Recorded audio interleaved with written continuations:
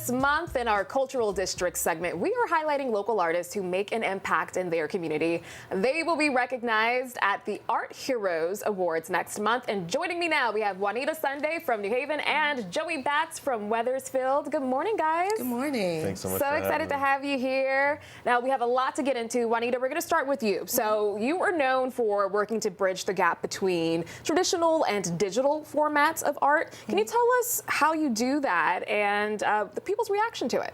Yeah, sure. So I'm an independent curator, but I also have a background in digital media with my degree from UConn. And so I'm just always really interested in, how I can use digital media and bring that to my art practice. And I think that really started actually during COVID, like trying to think about how do I connect with people when we're all separated and not being able to be together. So just really getting into, virtual programming, live programming, just doing things to make things more interactive for folks. And now that we're back in person more, I'm always thinking about how can I make my exhibitions and my programming as interactive as possible, both in ways that people can come to the exhibition and play with different tools and different things, and just trying to be as engaging as possible. Yes, and that there's something for everyone. Yes. So you make sure people are paying attention, whether you're touching those folks who don't mind the traditional art, and then the other people who are not really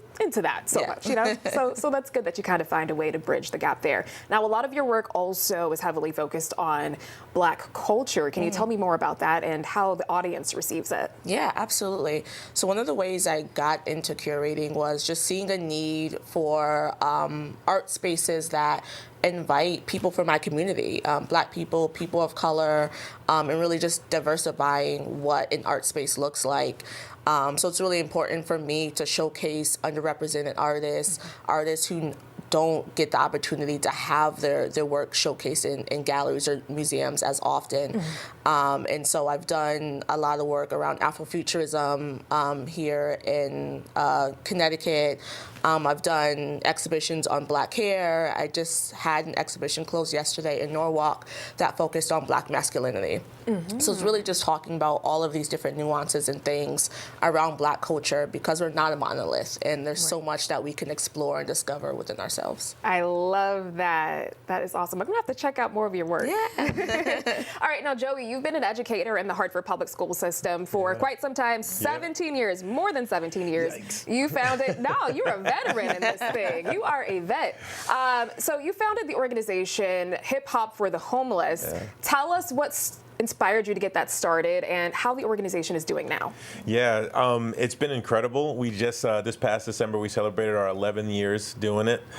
We've raised over like $50,000 in that time. I think just I was inspired by, realizing that the archetype of the person who might be homeless or displaced is a little bit different than what I think I grew up with. So realizing that even in some communities in Connecticut that might seem more affluent, there are still people who struggle with that. So being able to do that tour all around our state, all around New England has been incredible. So it's been great. Yeah. Awesome. Now you are also a visual artist. You do some live painting events. So can you tell people how they can find out more information about that? Yeah, recently I've started collaborating with Rise Up for the Arts, who are just an incredible organization. They've been on this show.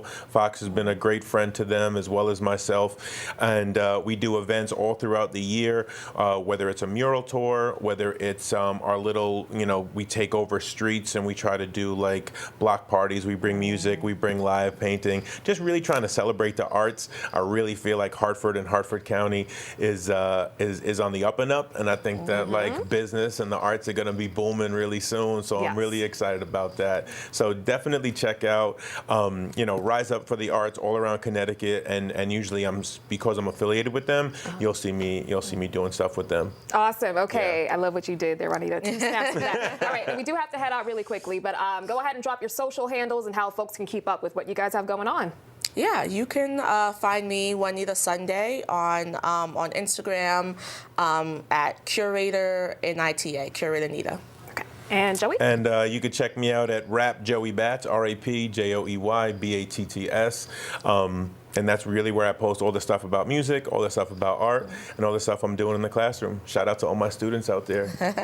All right. Thank you guys for joining us. Thank you. Thanks for having us. Now, the Art Heroes Awards will take place April 2nd at Infinity Music Hall. The details are on our website, fox61.com.